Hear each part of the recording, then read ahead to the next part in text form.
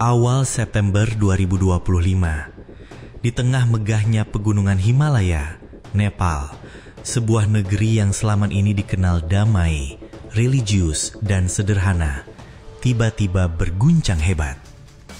Bukan oleh gempa bumi yang kerap mengguncang negeri ini, melainkan oleh gejolak rakyatnya sendiri. Pemerintah mengumumkan pembatasan akses ke media sosial. Facebook, X, dan YouTube tak lagi bisa diakses bebas. Dalihnya, regulasi baru, pengawasan, dan keamanan nasional. Namun, bagi jutaan warga, terutama generasi muda, keputusan itu adalah bentuk pengkhianatan terhadap kebebasan. Mereka melihatnya sebagai upaya terang-terangan untuk membungkam suara rakyat. Larangan itu hanyalah percikan api. Di baliknya, tersimpan bara yang lama membara. Korupsi yang merajalela, politisi yang lebih sibuk memperkaya diri, kemiskinan yang terus menghantui desa-desa, dan kesempatan kerja yang sempit bagi kaum muda. Generasi muda Nepal yang menyebut diri mereka Gen Z merasa masa depan mereka tertutup rapat. Mereka lelah, mereka muak, dan kini mereka bangkit. Terinspirasi oleh gerakan serupa di Bangladesh tahun lalu, mereka memimpin gelombang perubahan ini dengan semangat yang tak tergoyahkan.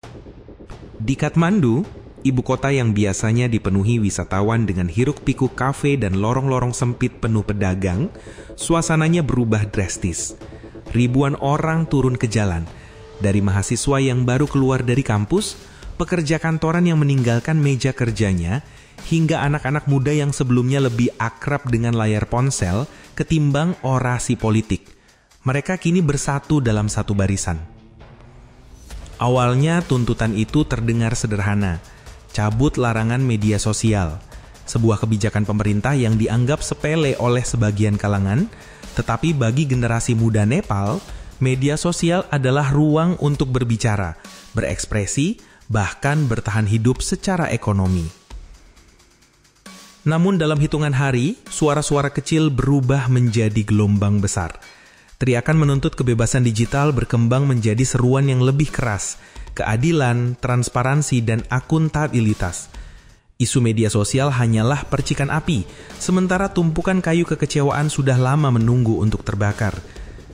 Bukan lagi sekadar tentang Facebook atau TikTok, melainkan tentang pemerintah yang dianggap tuli terhadap penderitaan rakyat, harga kebutuhan pokok yang melambung, pengangguran yang terus meningkat, serta kesenjangan antara janji politik dan realitas di lapangan. Protes yang awalnya terpusat di Kathmandu menjalar cepat ke berbagai distrik, dari Pokhara yang dikenal sebagai destinasi wisata, hingga kota-kota kecil di dekat perbatasan India. Jalan raya dipenuhi spanduk, mural-mural protes bermunculan di dinding-dinding gedung, dan barisan demonstran tak lagi bisa diabaikan. Yang paling mengejutkan, perlawanan ini tak lagi hanya milik kaum muda. Petani, sopir taksi, bahkan pedagang kecil ikut bergabung. Mereka membawa cerita masing-masing. Ladang yang gagal panen, utang yang menumpuk, penghasilan yang tak cukup untuk bertahan. Gelombang ini menjadi cermin frustrasi yang telah lama terpendam. Nepal, negeri yang pernah berharap banyak dari transisi politik pasca monarki, kini kembali bergulat dengan krisis legitimasi. Di setiap teriakan massa, terdengar pertanyaan yang sama. Sampai kapan pemerintah terus menutup mata dan telinga?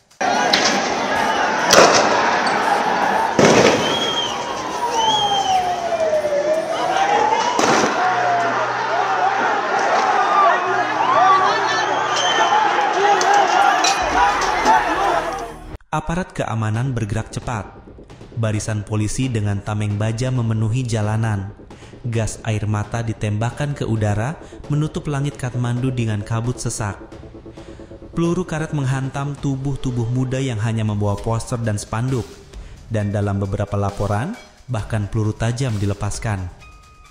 Setidaknya 25 orang tewas, termasuk demonstran dan petugas keamanan.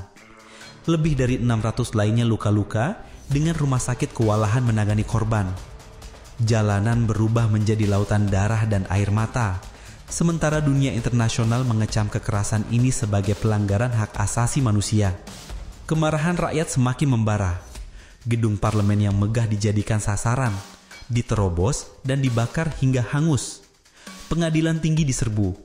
Rumah-rumah pejabat tinggi, termasuk milik Perdana Menteri, dibakar, dijarah, dilecehkan.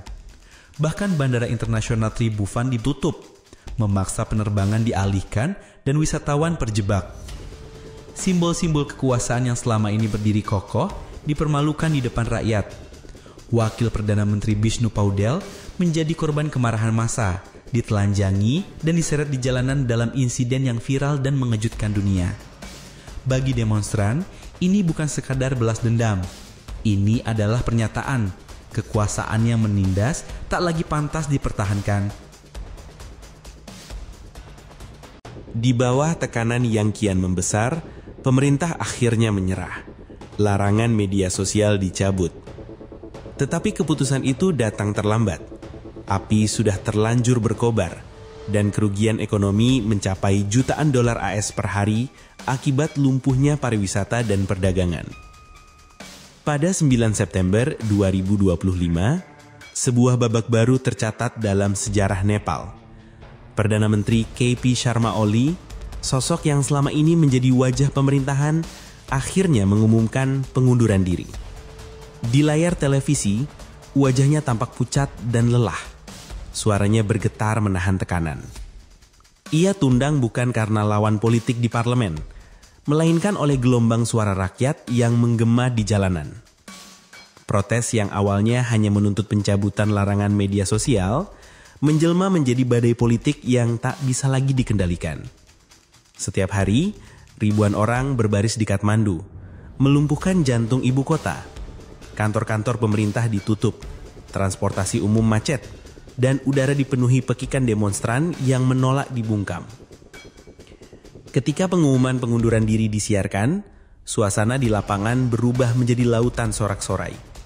Di Durbar Square, bendera Nepal dikibarkan setinggi-tingginya, sementara mahasiswa memukul drum dan menyanyikan lagu-lagu perjuangan. Tetapi, di balik euforia itu, suasana tegang masih terasa. Di sisi lain kota, aparat keamanan bergegas mengamankan jalur-jalur strategis. Para menteri dan pejabat tinggi dievakuasi secara tergesa-gesa dengan helikopter militer dari atap gedung-gedung pemerintah. Dari kejauhan, pemandangan helikopter yang terbang meninggalkan Kathmandu bagaikan simbol runtuhnya sebuah rezim yang kehilangan legitimasi. Namun, kejatuhan Oli tidak serta-merta membawa ketenangan. Pertanyaan besar segera muncul. Siapa yang akan memimpin Nepal selanjutnya? Apakah pemerintahan baru mampu menjawab aspirasi rakyat? Atau justru sejarah akan kembali berulang? Yang jelas, 9 September 2025 akan selalu dikenang sebagai hari ketika suara rakyat Nepal mengguncang kursi kekuasaan, mengingatkan dunia bahwa demokrasi bukan sekedar janji, melainkan hak yang diperjuangkan di jalanan.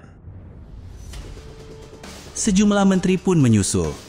Menteri Dalam Negeri, Ramesh Lekhak, memilih mundur, mengaku tak sanggup menanggung beban moral dari jatuhnya korban. Sementara itu, isu liar menyebar. Presiden Ramchandra Paudel dikabarkan mundur. Namun kabar itu segera dibantah oleh militer dan istana. Presiden, kata mereka, masih bertahan di kursinya. Di tengah kekacauan, kebenaran dan rumor bercampur, menambah ketidakpastian. Bahkan, ada spekulasi bahwa Oli mungkin mencoba melarikan diri ke luar negeri.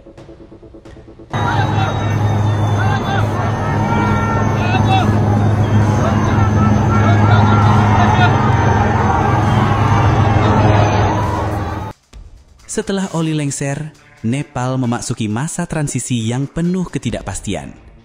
Euforia kemenangan di jalanan tak berlangsung lama, berganti dengan kecemasan akan arah negara yang belum jelas. Untuk pertama kalinya dalam 2 dekade, bayangan militer kembali begitu dominan di ruang publik. Tentara Nepali Army dikeraskan ke jalan-jalan utama. Tank dan truk militer berjaga di persimpangan, menutup akses ke gedung-gedung pemerintahan. Jam malam diberlakukan di berbagai distrik, dari Kathmandu hingga Pokhara, memaksa warga mengunci diri di rumah begitu matahari terbenam. Gedung parlemen, simbol demokrasi yang rapuh, dikepung kawat berduri dan barisan tentara dengan senjata laras panjang. Kathmandu yang biasanya hidup oleh doa di stupa, nyanyian biksu dan denting lonceng kuil kini sunyi mencekam. Suara pasar yang riuh hilang, berganti dengan dentuman sepatu bot tentara yang bergema di jalan-jalan berbatu. Udara yang dulu dipenuhi aroma dupa dan teh masala, kini bercampur bau asap ban terbakar yang masih tersisa dari protes hari-hari sebelumnya. Di tengah ketegangan itu, langkah yang tak biasa diambil. Kepala tentara mengundang perwakilan generasi muda, yaitu anak-anak Gen Z yang selama ini menjadi motor utama gerakan. Pertemuan digelar secara tertutup di sebuah aula markas militer. Meja panjang memisahkan dua kubu yang selama berminggu-minggu saling berhadap-hadapan di jalanan. Tentara mencoba meredakan situasi, berbicara tentang stabilitas, keamanan, dan masa depan negara. Namun bagi para pemuda, pertemuan itu adalah ujian. Apakah suara mereka benar-benar diakui atau sekedar formalitas untuk meredam amarah? Di luar gedung, rakyat menunggu dengan harap-harap cemas. Nepal berada di persimpangan jalan antara lahirnya era baru yang lebih demokratis atau tergelincir kembali ke bayang-bayang otoritarianisme berseragam hijau zaitun. Larangan media sosial memang dicabut, tapi ketegangan tak mereda. Rakyat menuntut lebih dari itu. Mereka ingin keadilan bagi para korban. Mereka menuntut transparansi dalam pemerintahan. Mereka menuntut reformasi menyeluruh, sebuah tatanan baru yang bersih dari korupsi. Beberapa demonstran bahkan mengusulkan mantan Ketua Mahkamah Agung sebagai Perdana Menteri interim untuk memimpin transisi. Kerusakan masih tampak di ibu kota. Gedung-gedung hitam bekas terbakar, jalanan penuh puing, rumah pejabat hancur dan ditinggalkan.